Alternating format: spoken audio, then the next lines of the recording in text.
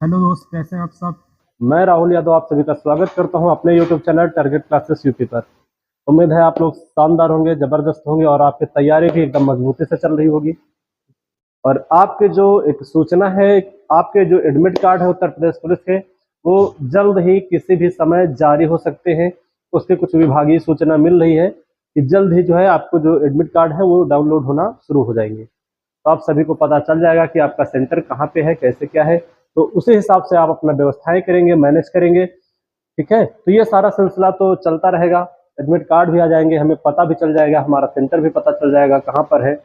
लेकिन ये आपके जो अंतिम दिन है, ये बचे हुए 7-8 दिन है, इन 7-8 दिनों में आपके जो रणनीतियां होनी चाहिए वो सटीक रणनीतियां होनी चाहिए कि अब हमको क्या क्या चीजें पढ़नी है, कितना रिवीजन करना है, या सिर्फ प्रैक्टिस सेट हल करना है। बहुत सारे दिमाग में चीजें चलती हैं। प्लस जो नेगेटिव पॉइंट होते हैं वो हमें उसी समय आते हैं जब हमारे पेपर की डेट नजदीक आती है।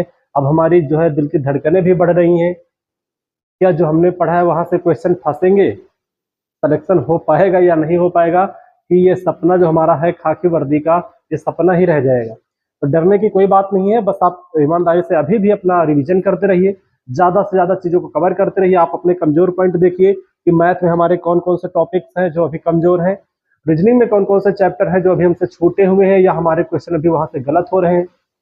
तो इसके लिए आप प्रैक्टिस सेट हल करिए। तो ठीक है, प्रीवियस ईयर के क्वेश्चन हल करिए और उसके बाद देखिए कि हमसे कौन से क्वेश्चन गलत हो रहे हैं। जो क्वेश्चन गलत हो रहे हैं, चाहे वो मैथ हो, चाहे हिंदी हो, चाहे रीजनिंग हो, या जीएस में जो टॉपिक गलत हो रहा है, तो उन्हीं टॉपिकों को सेलेक्ट करके पढ़े कि हमसे ये टॉपिक गलत हो रहे हैं, तो अब हमको इन्हीं जो टॉपिक है इन्हीं पे समय देना है, ना कि फर्जी चीजों पे। ठीक है, जो चीजें आपको आती हैं उनको ज्यादा पढ़ने की जरूरत नहीं है। जो चीजें इस समय हम भूल रहे हैं, पहले पढ़ा था, उनका रिवीजन करने की जरूरत है। और सबसे बड़ी बात है, अपने आप को मोटिवेट रखने की जरूरत है, अपने आप को एकदम तरोताजा रखने की जरूरत है, क्योंकि इस समय आपकी तबीयत भी खराब हो सकती है। ज्यादा सोचने से ज्यादा दिमाग में प्रेशर होता है तो तबीयतें भी बहुत ज्यादा खराब होती हैं।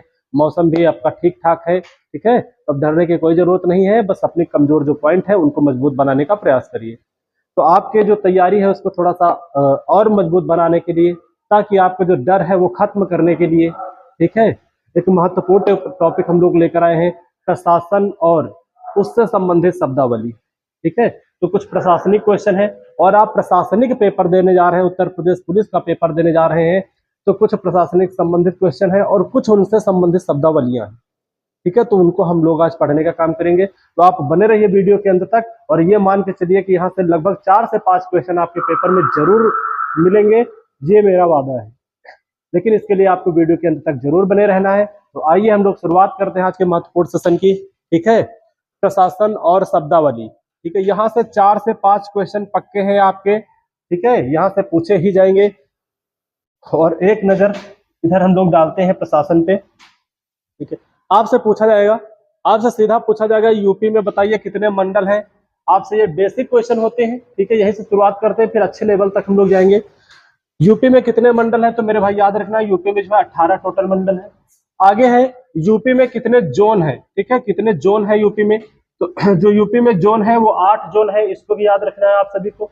ठीक है, यूपी में पुलिस रेंज कितने होते हैं। ठीक है, पुलिस रेंज की बात आएगी तो आप सभी को पता होना चाहिए, यूपी में 18 पुलिस रेंज है। ये सारी चीजें आपको पुलिस से संबंधित है, ये पता होना चाहिए, क्योंकि आप एग्जाम देने जा रहे हैं उत्तर प्रदेश पुलिस का। ठीक है, तो यूपी में जो पुलिस रेंज है वो 18 है। यूपी में जिले कितने हैं मेरे भाई, यूपी में जो जिले हैं वो 75 है। आगे दिया गया सबसे बड़ा रेंज कौन सा आता है, जो 18 रेंज है उनमें सबसे बड़ा रेंज कौन सा होता है, जो कानपुर रेंज है यानी कानपुर मंडल है वो सबसे बड़ा है। आगे दिया गया यूपी में कमिश्नरेट कितने होते हैं। ठीक है, यूपी में जो कमिश्नरेट की कितने हैं, तो यूपी में जो कमिश्नरेट है ये इनकी जो संख्या है वो 7 है। ठीक है, आगे दिया गया यूपी में केंद्रीय कारागार की संख्या कितनी है। यहाँ से 2 प्रकार के क्वेश्चन पूछे जाएंगे। एक पूछा जाएगा केंद्रीय कारागार कितने हैं, एक पूछा जाएगा जिला कारागार कितने हैं। तो यहाँ पर पूछा गया है यूपी में केंद्रीय कारागारों की संख्या कितनी है, तो केंद्रीय कारागारों की संख्या जो मेरे है वो 8 है मेरे भाई। याद रखना है, यूपी में केंद्रीय कारागार की संख्या 8 है। यूपी में कुल जिला कारागार जो है वो 73 हो गए, इनको याद रखना है। अगर पूछे पहले कितने थे, तो यूपी में जो जिला कारागार थे पहले 62 हुआ करते थे, बाद में 11 और जिलों में बनाया गया, तो टोटल 62 और 11 मिलाकर टोटल जो जिला कारागार बन गए हैं वो 73। ठीक है, आगे दिया गया जिले में पुलिस का प्रधान, ठीक है, जिले में पुलिस का प्रधान कौन होता है, यानी सबसे प्रमुख कौन सा पद व्यक्ति होता है या कौन सा पद होता है, तो वह एसपी का पद होता है, जिसे हिंदी में बोलेंगे पुलिस अधीक्षक, ठीक है ना। तो यूपी में नहीं, जिले में, ठीक है, जिले में पुलिस का प्रधान कौन होता है, एसपी। आगे आपसे पूछेगा थाने का नियंत्रण अधिकारी कौन होता है, तो एसएचओ, ठीक है, थानाध्यक्ष जो होता है उसे बोला जाता है एसएचओ। आप लोग स्टार्ट कर में बोलते हैं एसओ साहब, ठीक है ना। तो वही पद होता है जो थाने के नियंत्रण अधिकारी होता है, पूरे थाने पर उसका नियंत्रण होता है, उसके हिसाब से पूरी चीजें मैनेज की जाती है। तो जिले में एसपी और थाने में एसएचओ, ये सारी चीजें आपको याद रखना है, यहां से क्वेश्चन जरूर पूछे जाएंगे। आगे दिया गया है इंस्पेक्टर का स्थानांतरण एसपी के द्वारा किया, आपसे पूछेगा तो जो इंस्पेक्टर होता है इसका जो तबादला होता है या ट्रांसफर किया जाता है ये किसके द्वारा किया जाता है, तो ये एसपी के द्वारा किया जाता है, ये बात आपको याद रखना है। आगे है यूएनओ के अनुसार, यूएनओ, ठीक है, यूएनओ आपको पता है एक संगठन है, यूएनओ के अनुसार 1 लाख जनसंख्या पर कितनी, 1 लाख जनसंख्या पर कितने पुलिसकर्मी होने चाहिए, तो 1 लाख जनसंख्या में यूएनओ के अनुसार 222 पुलिसकर्मी होने चाहिए कम से कम, ठीक है। हालांकि आज की डेट में देखा जाए तो हमारी यूपी में इतनी नहीं है कि 1 लाख पे 222 पुलिसकर्मियों को नियुक्त किया जाए, लेकिन लगातार भर्ती निकाले जा रहे हैं, बढ़ाए जा रहे हैं और ये संख्या धीरे धीरे कवर की जा रही है। तो आपसे पूछेगा कि यूएनओ के अनुसार 1 लाख जनसंख्या पर कितने पुलिसकर्मी होने चाहिए, तो याद रखना है यूएनओ के अनुसार 222 पुलिसकर्मी होने आवश्यक है। पुलिस अधिकारी को कितने घंटे कार्यालय में बैठना अनिवार्य है, ठीक है। मान लो कोई पुलिस अधिकारी है तो कम से कम, ज्यादा से ज्यादा नहीं, ज्यादा से ज्यादा तो वो बैठ सकता है 24 घंटे तक, लेकिन कम से कम कितने घंटे कार्यालय में बैठने की अनिवार्य है, ठीक है। कितना बैठना अनिवार्य है, तो आपको याद होना चाहिए 4 घंटा, ठीक है। जो पुलिस अधिकारी होते हैं कम से कम वो कार्यालय में 4 घंटे उन्हें बैठना ही पड़ेगा, ये जो है कानून के तहत कर गया। ज्यादा से ज्यादा 6 घंटे, 7 घंटे, 8 घंटे, 10 घंटे, 12 घंटे तक बैठ सकते हैं, कोई दिक्कत नहीं है लेकिन 4 घंटे से कम नहीं होना चाहिए।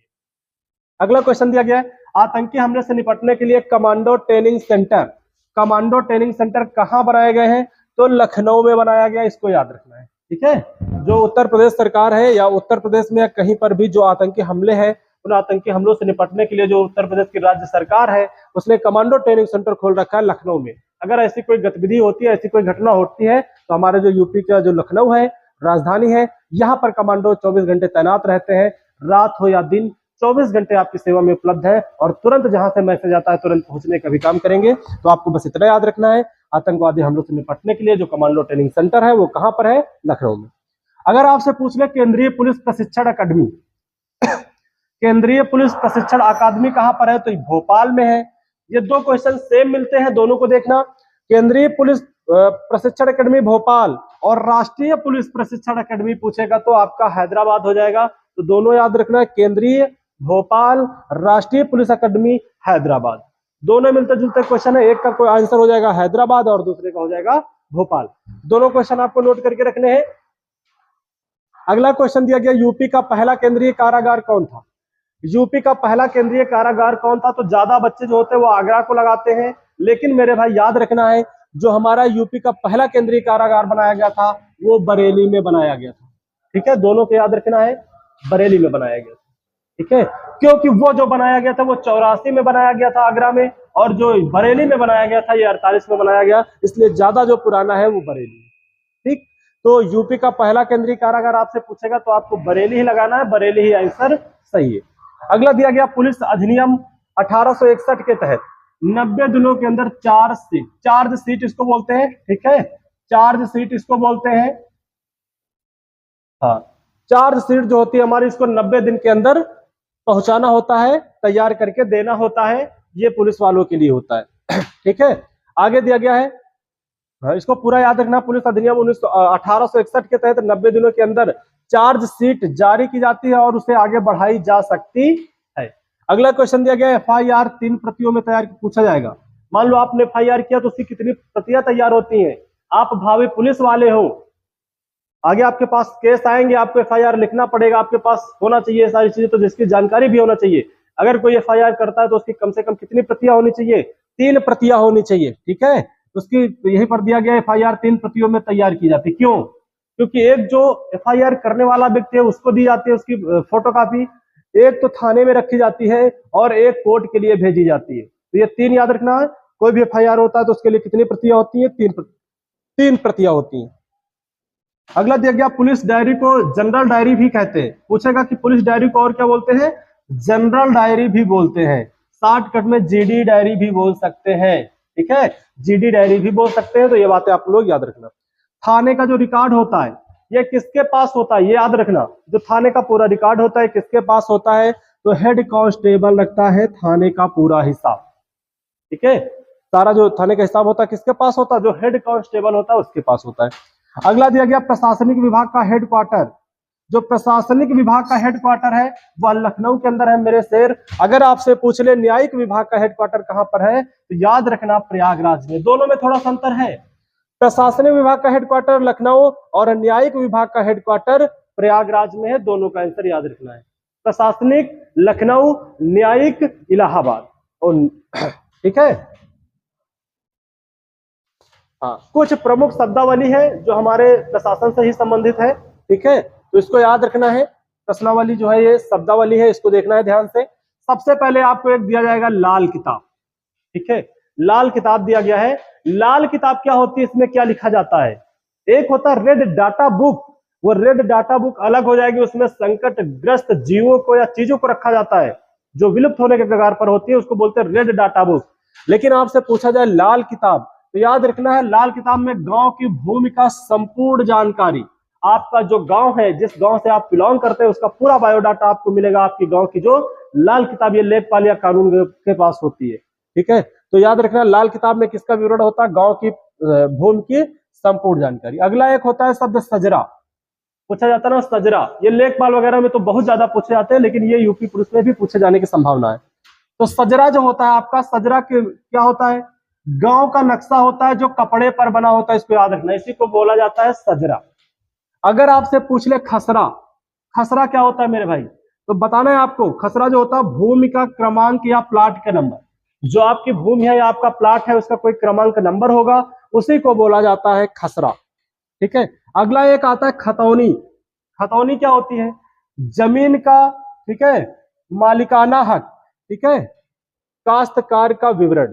ठीक है, इसको याद रखना, किसान का, ठीक है, या जमीन का जो मालिक है उसका क्या है? मालिकाना हक होता है। इसको याद रखना है। इस खतौनी में दर्शाया जाता, मिलता नहीं है, इस खतौनी में उसका मालिकाना हक दर्शाया जाता कि किसकी जमीन है, कैसे क्या है।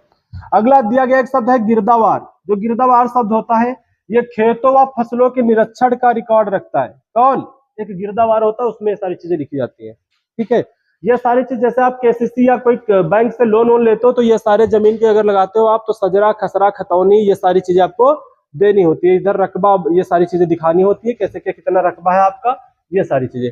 तो आगे देखिए एक शब्द होता है हदबस्त। हदबस्त जो होता है यह तहसील में गांव का शिखर वाइज नंबर होता है।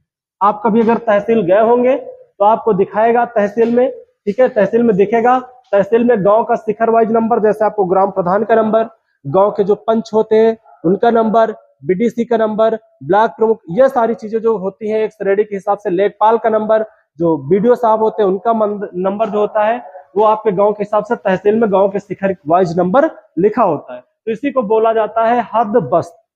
ठीक है, इसको याद रखना है। अगला एक शब्द होता है रकबा। रकबा का मतलब होता है क्षेत्रफल।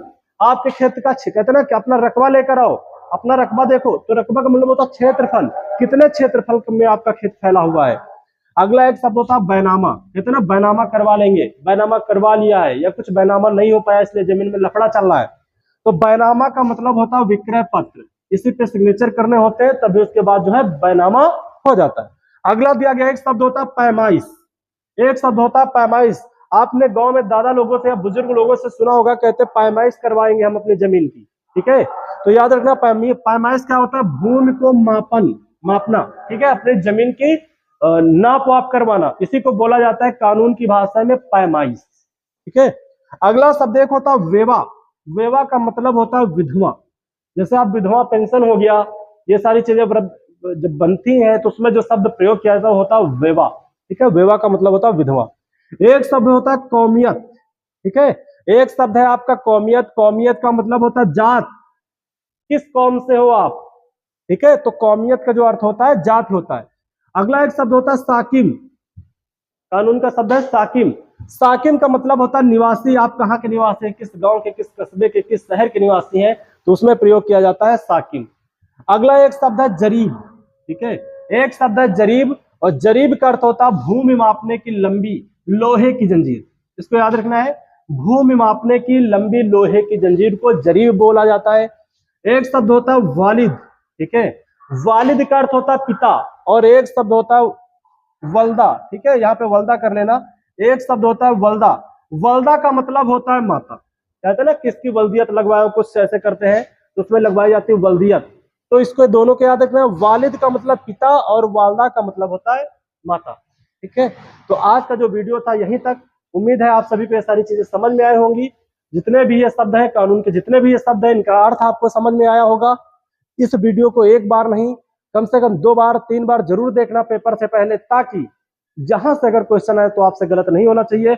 मेरे भाई याद रखना 4 से 5 क्वेश्चन यहाँ से पक्का पूछे जाएंगे, चाहे चाहे तो वो शब्दावली से पूछे जाए, और चाहे जो जो आपका पुलिस प्रशासन जो विभाग दिया गया प्रशासन से संबंधित क्वेश्चन है कि थाने का रिकॉर्ड क्या होता है, FIR की कितनी प्रतियां होती है, सारा जो डाटा दिया गया है, कारागार वगैरह कैसे क्या, तो ये सारे चीज यहाँ इनको एक बार देख के जाना, पढ़ के जाना।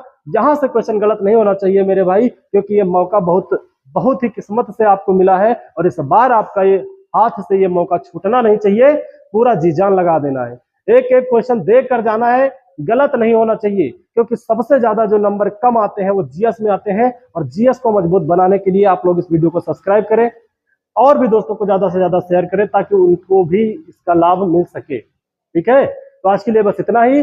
जय हिंद, जय भारत।